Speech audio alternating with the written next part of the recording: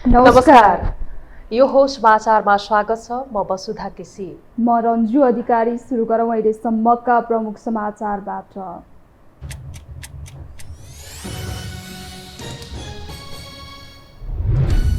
प्रधानमन्त्री प्रचण्ड र ओली एकअर्काको अस्तित्व गिराउने रणनीतिमा कम्युनिस्टकै पेलानमा एमाले प्रतिपक्षी दलहरूको विभाजनले सत्ता पक्षलाई सहज। कांग्रेसभित्र नेतृत्व हत्याउने खेल, संसदीय दलको नेता परिवर्तन गर्न महामन्त्री थापा सक्रिय। पार्टी नसुध्रिए 84 को निर्वाचन जित्न नसक्ने प्रदीप पौडेलको चेतावनी। बैंक तथा वित्तीय संस्थाको ब्याजदर घटाउने सरकारको तयारी। राष्ट्र बैंकको मौद्रिक नीतिमा सम्बोधन गर्ने अर्थमन्त्रीको आश्वासन। मारमा परेका व्यवसायीलाई राहतको आशा। चिनिया अर्बपति ज्याक माको कम्पनीलाई 1 अर्ब अमेरिकी डलर जरिवाना। एन्ड ग्रुपले वित्तीय निर्देशिकाको पालना नगरेको आरोप। र प्रधानमन्त्री एनबिए भलिबल लिग आजदेखि सुरु। आर्मी र पुलिसको विजयी सुरुवात। भलिबलको विकास र विस्तारमा विशेष प्राथमिकता दिएको गृहमन्त्री श्रेष्ठको भनाई।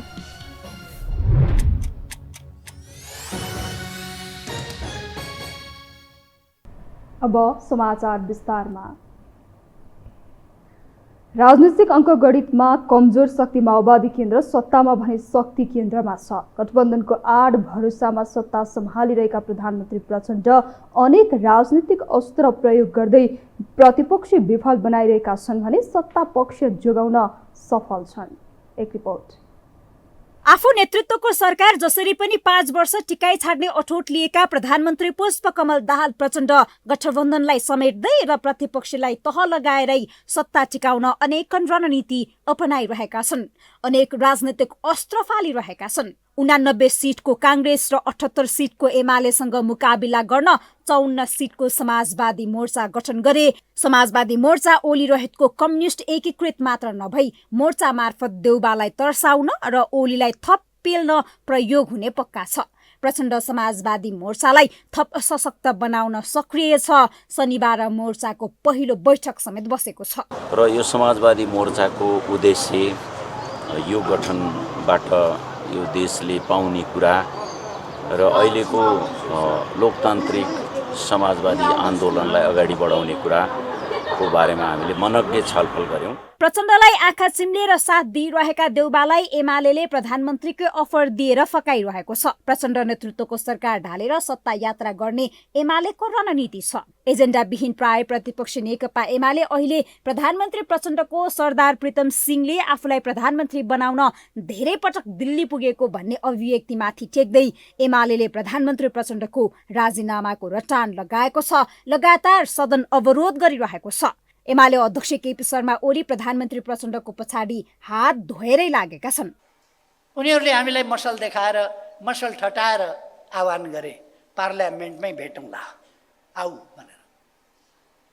अब प्रतिपक्षले त के गर्ने, भेटौँला भने जस्तो भेट्न त परेकै छ। ठिक छ,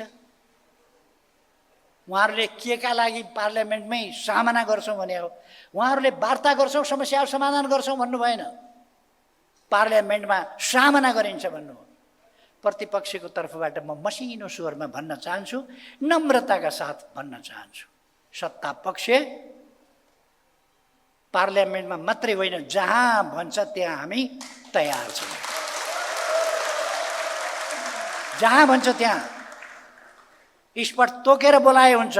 प्रधानमन्त्री प्रचण्डको अभिव्यक्तिलाई लिएर प्रतिपक्षले बबन्डर मचाइरहेका बेला आफ्नो सचिवालय मार्फत स्पष्टीकरण मात्र दिएनन्। गठबन्धनको समेत साथ जुटाउँदै संसदमा नै स्पष्टीकरण दिन प्रधानमन्त्री प्रचण्ड तयार भएको स्पष्ट पारेका छन्। एमालेले सदन अवरोध गर्दा मिटर ब्याजीले न्याय नपाएको प्रचारमा प्रचण्डका मन्त्रीहरू नै लागेका छन्। प्रधानमन्त्रीको राजीनामा माग्दै लगातार सदन अवरोध गरिरहेको एमालेलाई भ्रष्टाचार विरोधी रोक्ने प्रयासको रूपमा व्याख्या गर्न भ्याएका छन्। गठबन्धनका दलहरू एमालेको संसद अवरोध र आक्रोशलाई सत्ता विमुखको छटपटी भएको विश्लेषण गर्छन्। कमरेड ओलीलाई त अहिले अस्ति सरकारबाट खस्नु परेको आफ्नै कारणले, फेरि आफ्नै कारणले सरकारबाट खस्नु परेको पीडा, त्यसको बदला उहाँले लिनुपर्नेछ। त्यसो गर्दा यो मात्रै हैन, योभन्दा अरू पनि हेर्नु होला। अरू आगामी दिनमा पनि उहाँले हरेक घटना जे हुनेछ त्यसलाई प्रधानमन्त्रीको राजीनामा माग्न यो संसदमा यस्तै गर्नुहुनेछ। सभामुखजी उहाँसँग हुनुहुन्छ। भुटानी शरणार्थी प्रकरण, ललिता निवास प्रकरण लगायत भ्रष्टाचारका फाइल खोल्दा आफ्नो नेताहरू जोगाउन लागेकै कारण ओलीका प्रयासहरू निरन्तर असफल बनिरहेका छन्। पार्टीका नेताहरूको असहयोग, गठबन्धन भड्किने त्रास र मुख्यतः प्रमुख प्रतिपक्ष दल नेकपा एमाले चरणबद्ध रूपमा दिइरहेको चुनौतीलाई चिर्दै प्रधानमन्त्री प्रचण्ड आफ्नो सत्ता यात्रा सुरक्षित राख्न चाहन्छन्। यो हो टेलिभिजनका लागि निम्लेकी शेर्पा, काठमाडौँ। प्रधानमन्त्री पुष्पकमल दाहाल प्रचण्डलाई घेराबन्दी गर्न एक ठाउँमा देखिएका तथा वैकल्पिक समीकरणका आधार मानिएका दलहरू नै भिड्न थालेका छन्, जसले एकातर्फ कम्युनिस्टबाटै प्लानमा परिरहेको एमालेमाथि अर्को दबाव बढ्दा प्रचण्डमाथिको घेराबन्दी समेत कमजोर हुन थालेको छ। जहाँ सत्ताको चाबी नै बोकेको कङ्ग्रेस पर्ख र हेरमा रहँदा दोहोरो भिडन्तमा रहेका कम्युनिस्टहरूमध्ये पनि एमाले बढी मारमा पर्ने दृश्य देखिन थालेको हो। एक रिपोर्ट। आफैले प्रधानमन्त्री बनाएका पुष्पकमल दाहाल प्रचण्डको साथ छोडेपछि वैकल्पिक समीकरणको आशासहित प्रतिपक्षमा पुगेकाहरू नै अहिले भिड्न थालेपछि एमाले दोहोरो मारमा परेको छ।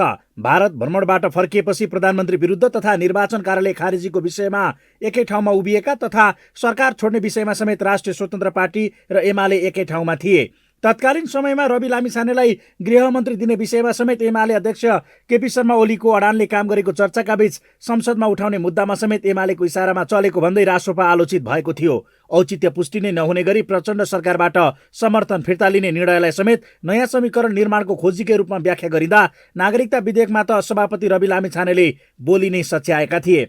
जहाँ प्रधानमन्त्रीको पछिल्लो विवादित अभिव्यक्तिका विषयमा समेत राप्रपा एमालेसँगै उभिँदा रासोपाले के गर्छ भन्ने चासो बढेको थियो, तर एमाले भन्दा फरक देखिने दबावमा रहेको रासोपाले आफूले प्रधानमन्त्रीको राजीनामा नमागेको प्रश्न पार्दा मिटर ब्याज पीडित विरुद्धको विधेयक पास हुन नदिन संसद अवरुद्ध गरेको आक्षेप आउने खतरामा समेत थियो।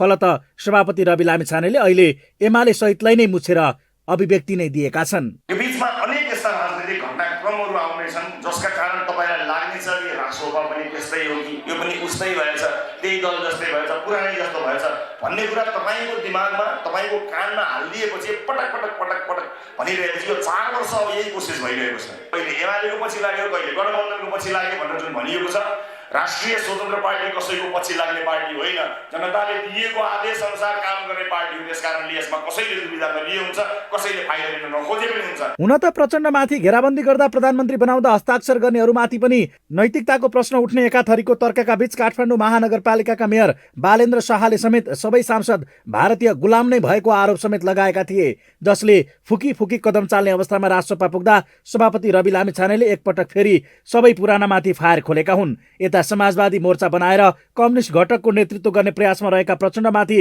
दबाव बढाउनु पर्ने बेलामै आफैले काखी चेपेकाहरू भिड्न आएपछि एमाले पनि फायर खोलेको छ। यसले आफूमाथि नै दोहोरो प्रहार हुने र प्रचण्डप्रतिको घेराबन्दी कमजोर हुने बुझेका महासचिव शङ्कर पोखरेलले त साना दल नै अस्थिरताको कारण भएको भन्दै काङ्ग्रेस फकाउने शब्द नै बोलेका छन्, जसले सत्ताको चाबी हातमा लिएर पनि मौन बसेको काङ्ग्रेससँग एमाले मिलनको सङ्केत गर्दा राजसभामाथि भने उनी खनिएका हुन्। स्वतन्त्रहरूको असङ्गठित शक्तिले कसरी राजनीतिक नेतृत्व गर्न सक्छ भन्ने प्रश्न खडा भएपछि स्वतन्त्रका नाममा पार्टी बनाइयो, जुन पार्टीको न सिद्धान्त छ,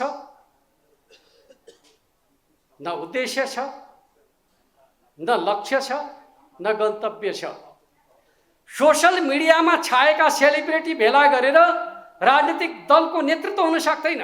यसले काङ्ग्रेसकै कारण नगल्ने प्रचण्ड विरुद्ध लडिरहेको एमाले नयाँले बढाउन थालेको अर्को दबाव खेप्नुपर्ने अवस्थामा पुगेको छ। त्यस्तै समाजवादी मोर्चाका नाममा कम्युनिस्ट ट्यागमा समेत बलियो बन्ने प्रचण्डको तयारी समेत रोक्नुपर्ने अवस्थामा रहेको उसलाई नयाँ समीकरणका लागि काङ्ग्रेस पकाउनु पर्ने बाध्यता समेत छ। यी दृश्यले सबैभन्दा बढी पेलानमा अहिले एमाले नै देखिँदा काङ्ग्रेस भने प्रधानमन्त्री सहित छिट्टै सरकारमा जाने सुवर्ण मौका समेत नजरअन्दाज गर्दै कम्युनिस्ट ध्रुवीकरणमै रमाइरहेको छ। अहिले देखिएको 2 ध्रुवको राजनीति 3 ध्रुवमा बाँडिएको प्रश्न देखिँदा प्रतिपक्षी सबैलाई समेट्न नसकेको एमाले र कम्युनिस्टको नेतृत्वमा पनि पुग्न नसक्ने तर एक हुन नदिने प्रचण्डकै कारण वामपन्थी नै संसदीय राजनीतिबाट रिङ आउट हुने खतरा बढेको नेकपा अध्यक्ष ऋषि कटेलको तर्क छ।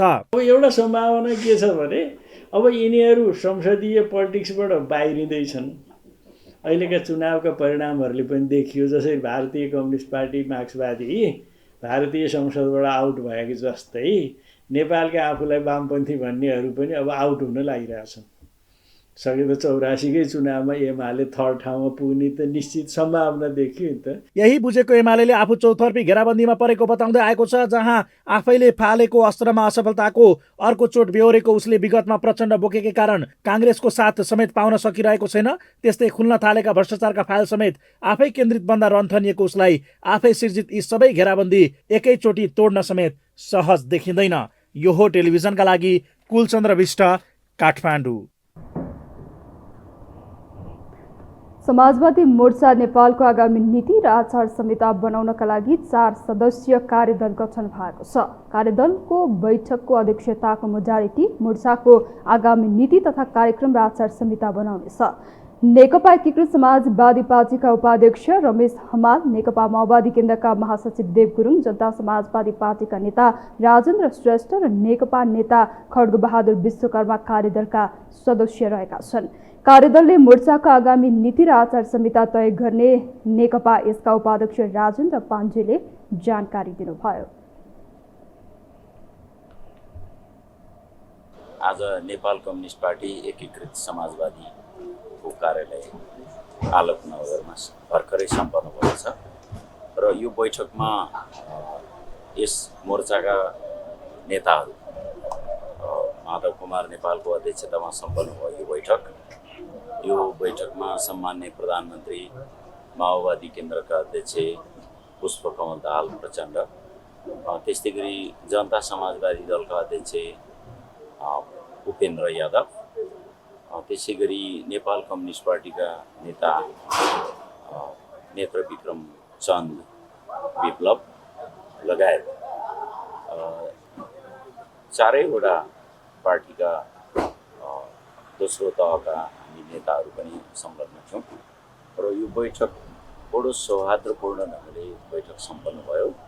समाजवादी मोर्चा गठन भएको आज 23 दिन बितेको छ, तर यो बैठक प्रथम बैठक अलि ढिलो भयो भन्ने हामी सबैले महसुस गऱ्यौँ। यो बिचमा अलि छिटै गर्नु पर्थ्यो र यो समाजवादी मोर्चाको उद्देश्य यो गठनबाट यो देशले पाउने कुरा र अहिलेको लोकतान्त्रिक समाजवादी आन्दोलनलाई अगाडि बढाउने कुराको बारेमा हामीले मनज्ञ छलफल गऱ्यौँ। मोर्चा गठन भएको 23 दिनपछि बसेको बैठकले 7 प्रदेशमा कार्यक्रम गर्ने भएको छ। 27 गते कार्यक्रमको मिति घोषणा हुने नेकपा एकीकृत समाजवादीका उपाध्यक्ष पाण्डेको भनाइ छ। त्यस्तै हरेक 6 महिनामा मोर्चाको अध्यक्ष एकजनाले गर्ने विषयमा पनि छलफल भएको छ। 6 महिनामा अध्यक्षता गर्ने व्यक्ति परिवर्तन हुने नीति 27 गतेको बैठकले तय गर्ने सहमति भएको छ।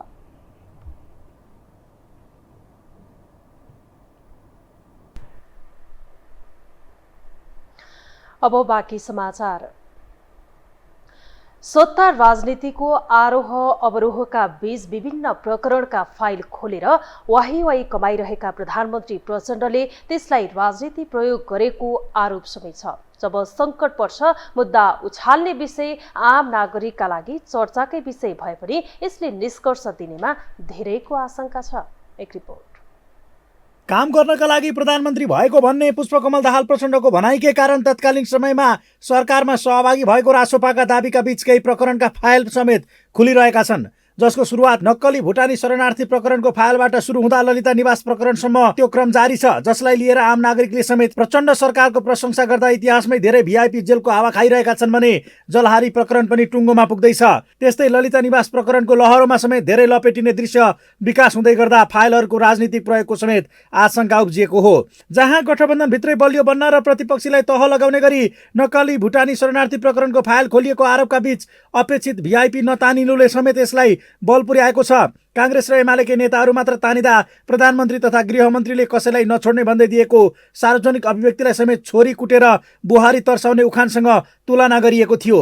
लगत्तै सत्तामा केही सहजता महसुस गरेका प्रचण्डले बजेटमा आएको गाँठो फुकाउन ललिता निवासको फाइल अस्त्र प्रयोग गरेका थिए। अहिले एमालेको घेराबन्दीमा पर्दा फेरि ओम्नी र यति ग्रुपलाई सरकारी सम्पत्ति दिँदा भएको अनियमितताको फाइल खुल्न सक्ने विश्लेषण गरिँदा गोकुल बास्कोटाको फाइल खुलेको हल्ला समेत चलेको छ, जसले गरेर वा हल्ला चलाएरै भए पनि प्रतिपक्षीलाई तह लगाउने चालबाजीमा सरकार देखिँदा गृहमन्त्री नारायण काजी श्रेष्ठले सुशासन र समृद्धिको अभियानका लागि कडा कदम नचाली नहुने अवस्था रहेकाले आफूले समस्या समाधान गर्न आँट गरेको बताएका छन्। सरकारकी प्रवक्ता एवं सञ्चार तथा सूचना प्रविधि मन्त्री रेखा शर्माले त भ्रष्टाचारको फाइल खोल्न थालेपछि प्रतिपक्षी अत्तालिएको नै बताएकी छिन्।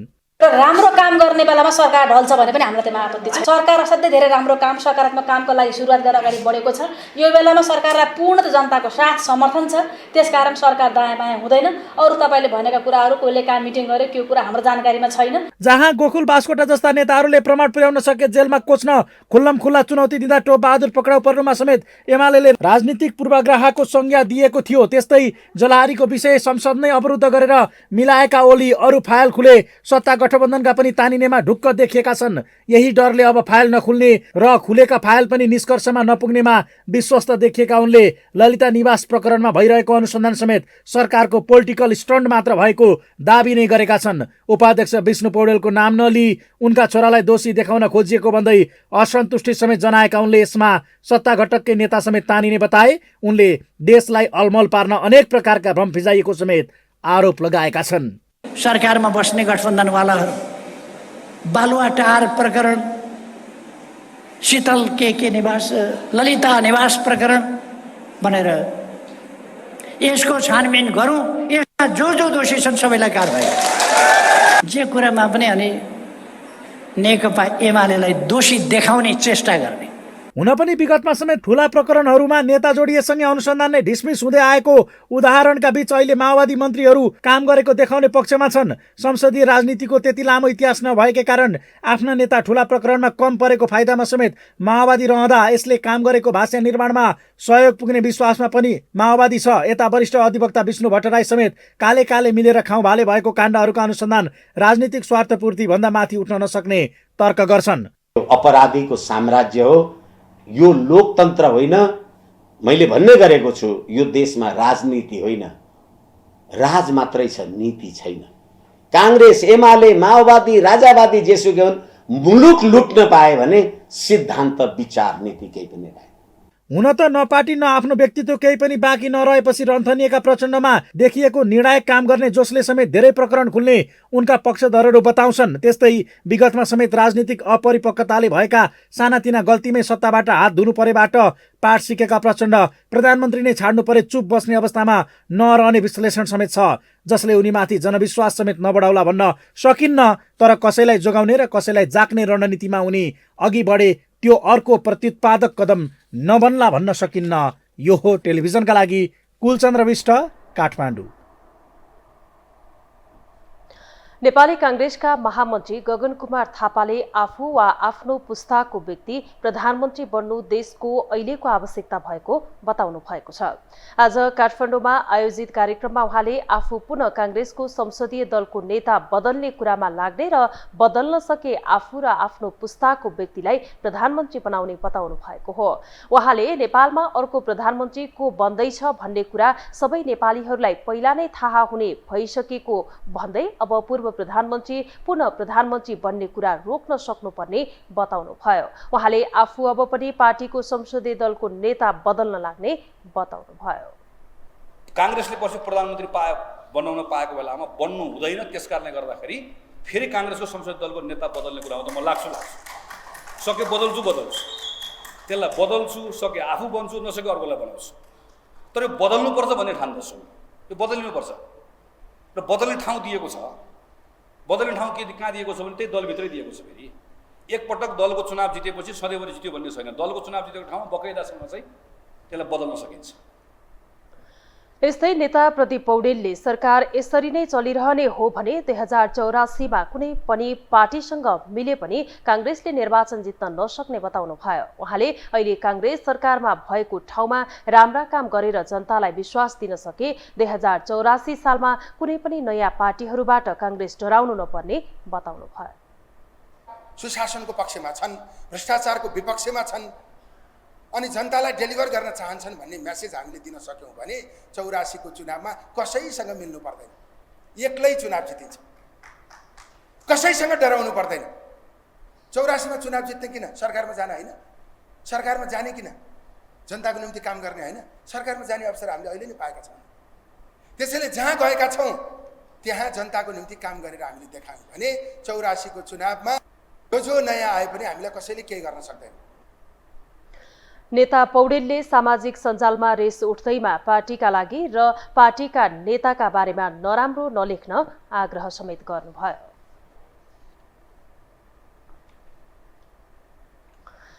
नेपाली कांग्रेस सभापति शेरबहादुर देउवाको पूर्व जानकारी बिना नै सम्पन्न जिल्ला सभापति बैठकबाट कांग्रेसमा विद्रोहको आवाज गुन्जिएको छ।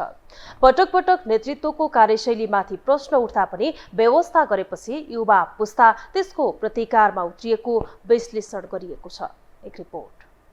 नेपाली कांग्रेसको जिल्ला सभापति बैठक 14 बुधे संकल्प गर्दै सकियो। बिहिबार र शुक्रबार पार्टी कार्यालय सानेपामा बसेको बैठकले पार्टीलाई एकताबद्ध बनाउने, संगठन सुदृढीकरण गर्दै जनमुखी काम गर्ने र बदलिएको बलियो कांग्रेस बनाउने लगायत संकल्प गरेको छ। तर पार्टीलाई एकताबद्ध बनाउने संकल्प लिँदै गर्दा सभापति शेरबहादुर देउवा भने 2 दिनसम्म चलेको बैठकमै अनुपस्थित रहे। नेतृत्वको कार्यशैलीप्रति सार्वजनिक असन्तुष्टि जनाउँदै आएका महामन्त्री द्वय गगन थापा र विश्वप्रकाश शर्माले विधानले दिएको अधिकार प्रयोग गर्दै जिल्ला सभापतिहरूको बैठक बोलाएका थिए। महामन्त्रीहरूले आफ्नो जिम्मेवारी र अधिकार प्रयोग गरेर गतिविधि बढाउन थालेपछि देउवा सशंकित देखिएका छन्, जसका कारण दबावमा परेका देउवाले वर्ष दिनदेखि बस्न नसकेको केन्द्रीय समितिको बैठक पनि असार 27 गतेका लागि बोलाएका छन्। जिल्ला सभापतिहरूसँग भेला गर्नु पूर्व पार्टीको केन्द्रीय समिति बैठकबाट निर्णय गर्नुपर्ने पूर्वाभ्यास भए पनि महामन्त्री द्वयले केन्द्रीय समितिको सम्मुखमै जिल्ला सभापतिहरूको भेला राखेका हुन्। पार्टीभित्र विद्रोहको कदम चालेको गगनले फेरि पनि पार्टीको संसदीय दलको नेता बदल्ने संकेत गरेका छन्।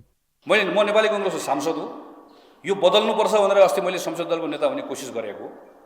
मैले सबै साथीहरूको मन चित्त बुझाउन सकिनँ, तर म थाकेको छैन, हारेको छैन।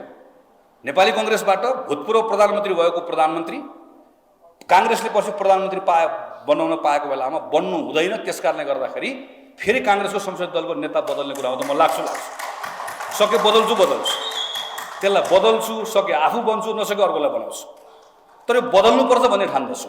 बैठक राख्न तथा विधि विधान र पद्धति अनुसार पार्टी सञ्चालन गर्न बारम्बार गरेको आग्रह र सुझावको सुनवाई नभएपछि महामन्त्रीहरूले सभापति देउवालाई नै क्रस गरेर अघि बढ्न खोजेको सन्देश दिएका छन्। महामन्त्रीको पदमा पुगेर पनि मुख मात्रै बजाउने आरोप खेप्दै आएका थापा र शर्माले रचनात्मक विद्रोहको शङ्का घोष गरेका छन्। सभापतिहरूको पूर्व जानकारी बिना महामन्त्रीको नेतृत्वमा बसेको जिल्ला सभापतिहरूको बैठक यो नै पहिलो पटक हो। पार्टी संगठन शिथिल भइसकेको अवस्थामा महामन्त्रीहरूले बोलाएको बैठक वैधानिक नै रहे पनि पार्टीको केन्द्रीय कार्य समितिमा छलफल गरेर बोलाएको भए अझै राम्रो हुने पार्टीका प्रचार विभाग प्रमुख मिनी विश्वकर्माको बुझाइ छ।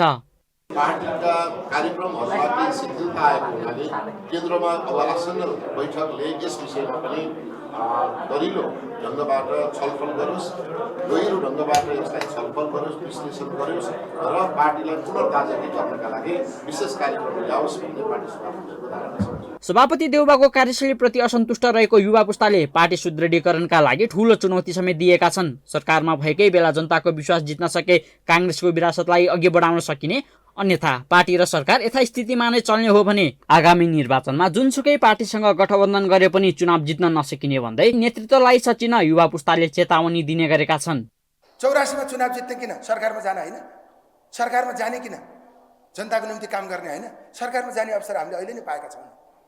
त्यसैले जहाँ गएका छौँ त्यहाँ जनताको निम्ति काम गरेर हामीले देखायौँ भने 84 को चुनावमा जो नयाँ आए पनि हामीलाई कसैले केही गर्न सक्दैन। अब सरकार यसरी नै चलिरहने हो भने 84 मा जोसँग मिले पनि हामीले चुनाव जित्न सक्दैन। हरेक कुराको निश्चित समयपछि परिवर्तन जरुरी छ। नेपाली राजनीतिमा ठूलो विरासत बोकेको कांग्रेसभित्र पनि परिवर्तन महसुस गरिएको छ। नयाँ पुस्ताले कांग्रेसभित्र देखाएको जोशलाई परिवर्तनको संकेत ठानेका विश्लेषकले अब भने पार्टी परिमार्जित हुनुपर्ने तर्क गर्छन्।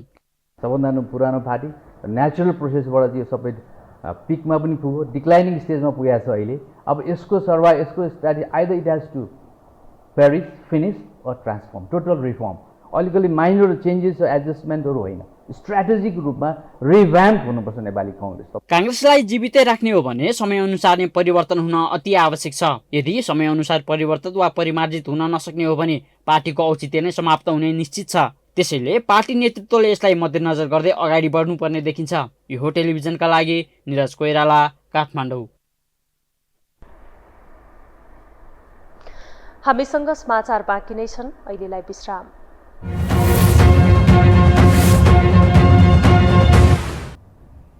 विश्रामपछि स्वागत छ। अब बाँकी समाचार। संसदीय राजनीतिको अन्तिम लक्ष्य नै सत्ता यात्रा भएको हुँदा साना दललाई सरकारमा सामेल हुन र सदनमा आफ्नो औचित्य जोगाइराख्न पनि ठुला दलको पछि लाग्नुपर्ने बाध्यता छ।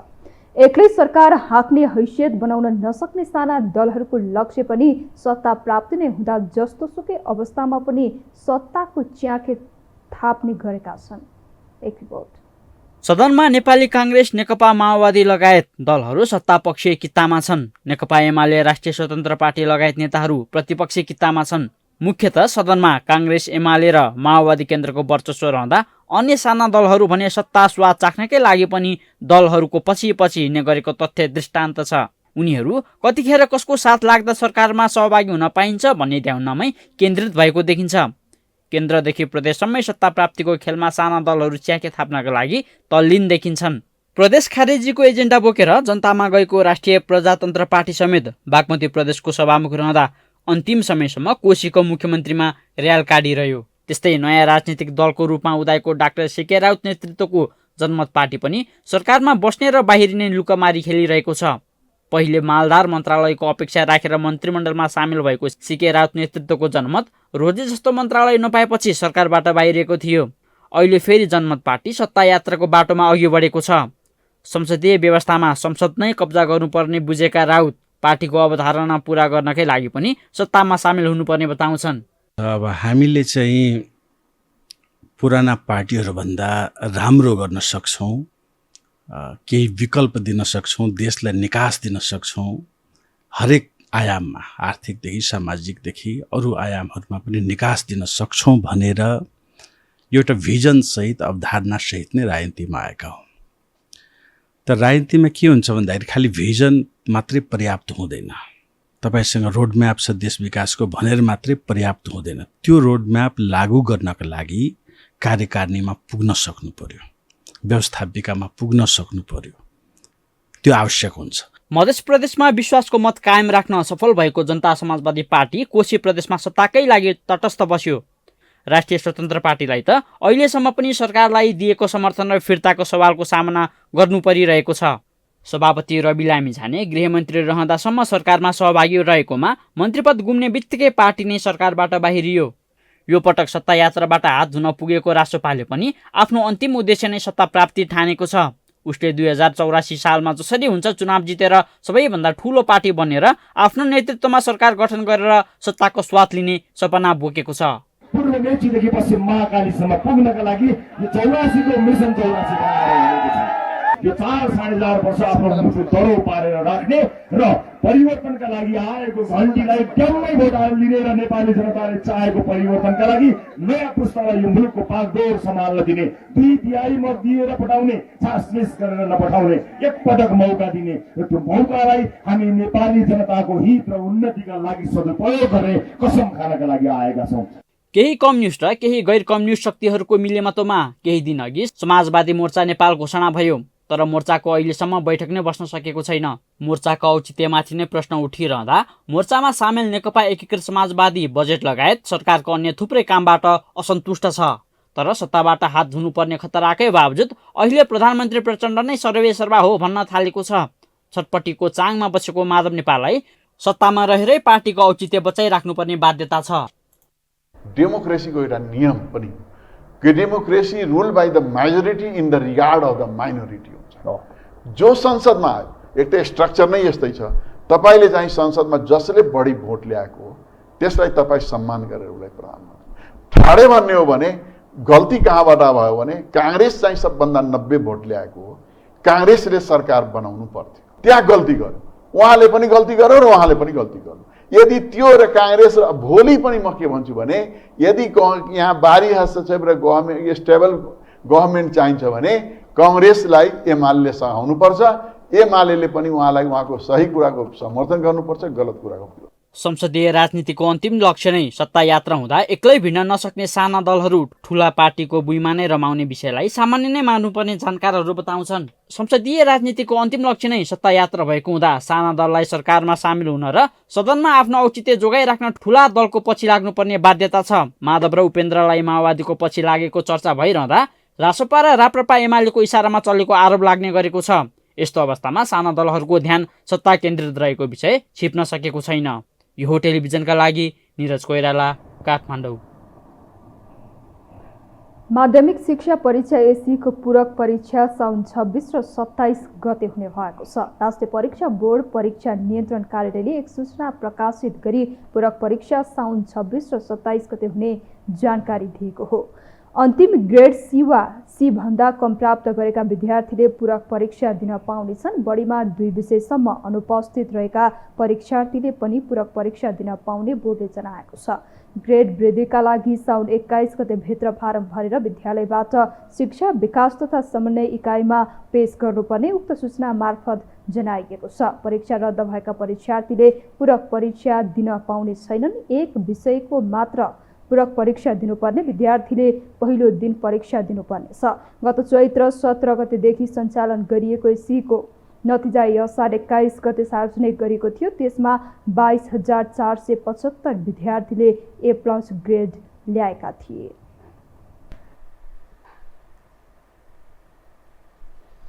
अब बाँकी समाचार। भारतको उत्तराखण्डमा रहेको तपोवन धारचुलाको धौलीगङ्गा जलविद्युत परियोजनाको बाँध खोलिने भएको छ। बाँध खोलेसँगै महाकाली नदीको जलस्तर बढ्ने भएकाले जिल्ला प्रशासन कार्यालय बैतडीले सतर्कता अपनाउन आग्रह गरेको छ। एक सूचना जारी गर्दै प्रशासन कार्यालयले धौलीगङ्गा जलविद्युत परियोजनाको बाँध खोलिने भएकाले सतर्क रहन आग्रह गरेको हो।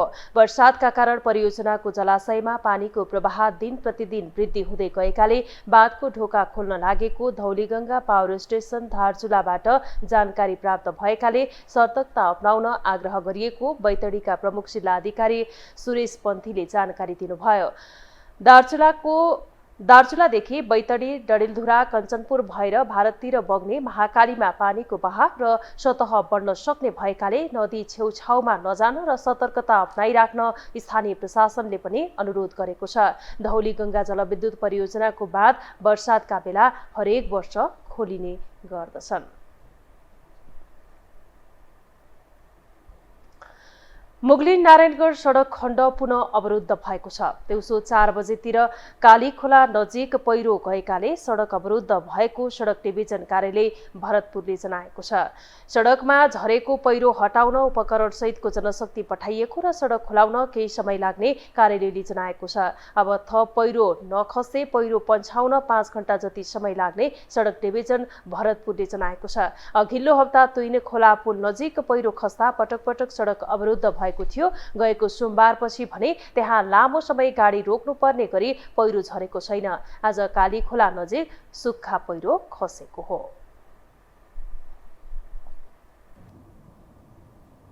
अब पालो आर्थिक समाचारको।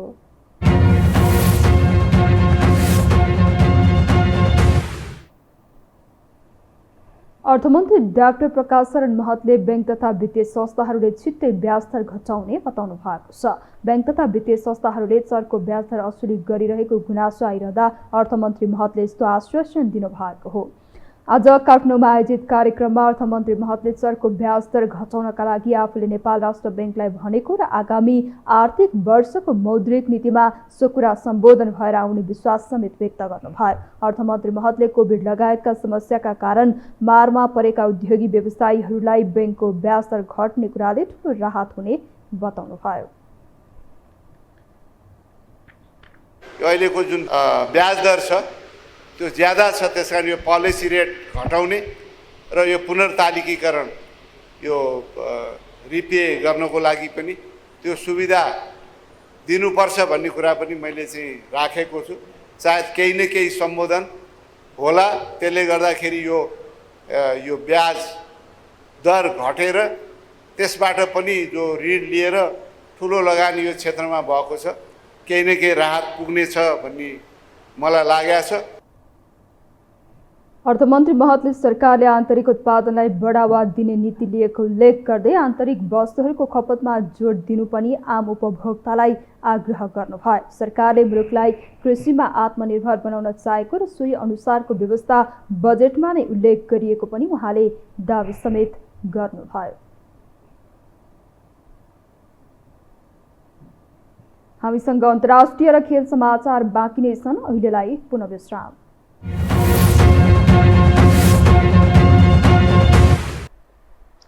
विश्रामपछि स्वागत छ। अब अन्तर्राष्ट्रिय समाचार।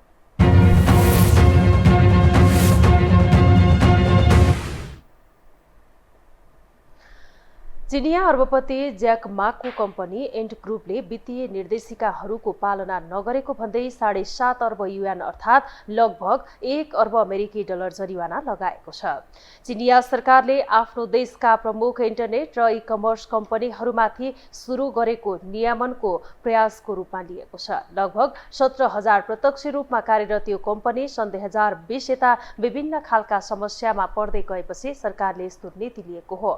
कम्पनीका प्रमुख लगानीकर्ता मध्ये एक ज्याक माले चिनिया सरकारले नियमन थाले यता सक्रियता घटाउँदै लगेको अन्तर्राष्ट्रिय सञ्चार माध्यमहरूले जनाएका छन्।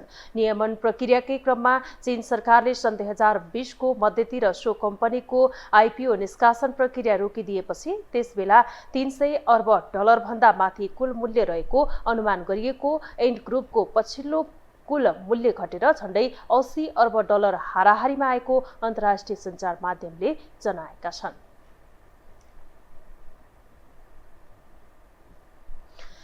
अमेरिका रासायनिक हतियार मुक्त राष्ट्र बन्ने भएको छ। अमेरिकाले 70 वर्षदेखि राखेको रासायनिक हतियारको भण्डार हटाउने प्रक्रिया पूरा गरेसँगै रासायनिक हतियार मुक्त राष्ट्र बन्न लागेको हो। एक रिपोर्ट। मानव शरीरको प्रमुख प्रणालीमा विषाक्त वा रासायनिक सामग्री तत्व मिलाएर बनाएको रासायनिक हतियार हो। यस्ता रासायनिक हतियारले विशेष गरी फोक्सोलाई आक्रमण गर्छ वा निशाना बनाउँछ। यस्तै छाला डढाउने, दृष्टिविहीन बनाउने सहितका घातक प्रतिक्रिया रासायनिक हतियारका कारण आउँछ। रासायनिक हतियारमा सबैभन्दा घातक प्रकारका रूपमा नर्भस एजेन्ट्स रहेको छ। यसले मानव शरीर र मस्तिष्कको बीचको सञ्चार अवरुद्ध गर्छ। यसको सानो थोपा पनि घातक बन्न सक्छ। युद्धको अवस्थामा गोलाबारी बम वा मिसाइल मार्फत रासायनिक वा जैविक हतियारको आक्रमक ठूलो संख्यामा मानवीय तथा जैविक क्षतिको कारण बन्ने हुँदा संयुक्त राष्ट्र संघले रासायनिक हतियार अन्त्य गर्न अन्तर्राष्ट्रिय समुदायलाई आग्रह गर्दै आएको छ। तर यसको अन्त्य भने हुन सकेको छैन। तर पछिल्लो समय अमेरिका रासायनिक हतियार मुक्त राष्ट्र बन्ने भएको छ। न्युयोर्क टाइम्सको रिपोर्ट अनुसार जुलाई 7 बाट अमेरिकाले 70 वर्षदेखि राखेको रासायनिक हतियारको भण्डार हटाउने भएको हो। रक्षा विभागले हतियार नष्ट गर्न 3 लाख करोड रुपैयाँ खर्च गर्नुपर्ने हुन्छ, जुन निर्धारित बजेट भन्दा 2900% बढी हो। अमेरिकी राष्ट्रपति जो बाइडेनले गत महिना सेप्टेम्बरसम्म आफ्नो रासायनिक हतियार हटाउने घोषणा सन् 1970 को दशकमा सेनाले पुरानो जहाजमा रासायनिक हतियार लोड गरेर समुद्रमा डुबाउन चाहेको थियो। तर जनताको विरोधपछि त्यसो हुन सकेको थिएन। त्यसपछि यी रासायनिक हतियारलाई भट्टीमा राखेर जलाउने प्रस्ताव गरिएको थियो, त्यो पनि स्वीकृत हुन सकेन। हाल अमेरिकाले रासायनिक हतियार नष्ट गर्न रोबोटिक मेसिनको सहयोग लिएको छ। गोलाहरूमा राखिएका यी हतियारलाई 1500 डिग्री फरेनहाइट तापक्रममा जलाइनेछ। अमेरिकी सेनाले सन् 1918 देखि युद्धमा घातक रासायनिक हतियार प्रयोग गरेको छैन। तर भियतनाममा युद्धका कारण उसले मानवका लागि खतरनाक मानिने एजेन्ट ओरेन्ज जस्ता रासायनिक हतियारको प्रयोग गरेका थिए। सन् 1989 मा अमेरिका र सोभियत संघले आफ्नो रासायनिक हतियारको भण्डार नष्ट गर्न सहमत भएका थिए। तर तिनीहरूलाई नष्ट गर्न भने त्यति सजिलो छैन। तिनीहरूलाई नष्ट गर्ने एकमात्र तरिका जलाउनु हो। उसले विषाक्त धुवाँ उत्सर्जन गर्दछ। सबै प्रकारका रासायनिक हतियारहरूको प्रयोगमा केमिकल वेपन्स कन्भेन्सन अफ 1997 ले गम्भीर प्रतिबन्ध लगाएको छ। यसलाई रुस सहितका विश्वका अधिकांश देशले हस्ताक्षर समेत गरेका छन्। यो हो टेलिभिजनका लागि मिङमा शेर्पा, काठमाडौँ। अब पालो खेल समाचारको।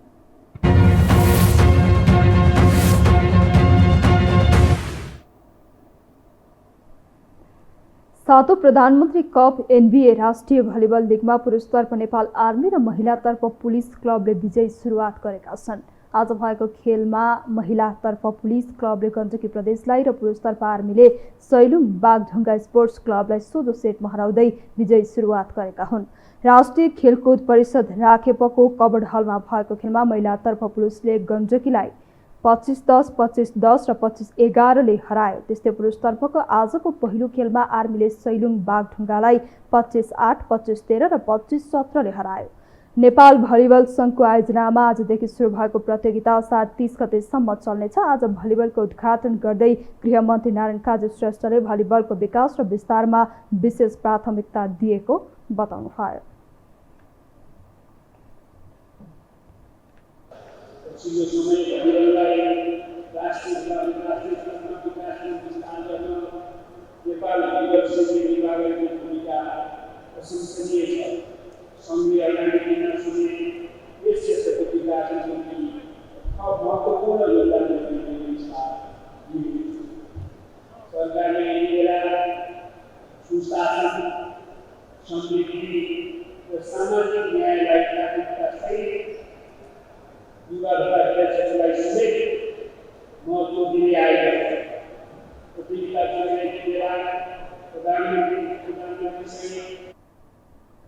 गृहमन्त्री श्रेष्ठले पछिल्लो समय खेलकुद क्षेत्रले राज्यको शिर उच्च पार्ने कार्य गरेको भन्दै राष्ट्रिय खेलकुद परिषद, खेलाडी तथा राष्ट्रिय सङ्घहरूलाई धन्यवाद समेत दिनुभयो।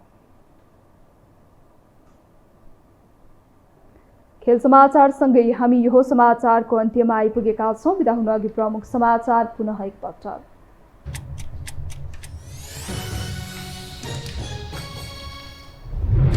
प्रधानमन्त्री प्रचण्ड र ओली एकअर्काको अस्तित्व गिराउने रणनीतिमा कम्युनिस्टकै प्लानमा एमाले, प्रतिपक्षीय दलहरूको विभाजनले सत्ता पक्षलाई सहज। काङ्ग्रेसभित्र नेतृत्व हत्याउने खेल, संसदीय दलको नेता परिवर्तन गर्न महामन्त्री थापा सक्रिय, पार्टी नसुध्रिए 84 को निर्वाचन जित्न नसक्ने प्रदीप पौडेलको चेतावनी। बैंक तथा वित्तीय संस्थाको ब्याज दर घटाउने सरकारको तयारी, राष्ट्र बैंकको मौद्रिक नीतिमा सम्बोधन गर्ने अर्थमन्त्रीका आश्वासन, मारमा परेका व्यवसायीलाई राहतको आशा। चिनिया अर्बपति ज्याक माको कम्पनीलाई 1 अर्ब अमेरिकी डलर जरिवाना, एन्ड ग्रुपले वित्तीय निर्देशिकाको पालना नगरेको आरोप। र प्रधानमन्त्री एनबिए भलिबल लिग आजदेखि सुरु, आर्मी र पुलिसको विजयी सुरुवात, भलिबलको विकास र विस्तारमा विशेष प्राथमिकता दिएको गृहमन्त्री श्रेष्ठको भनाई।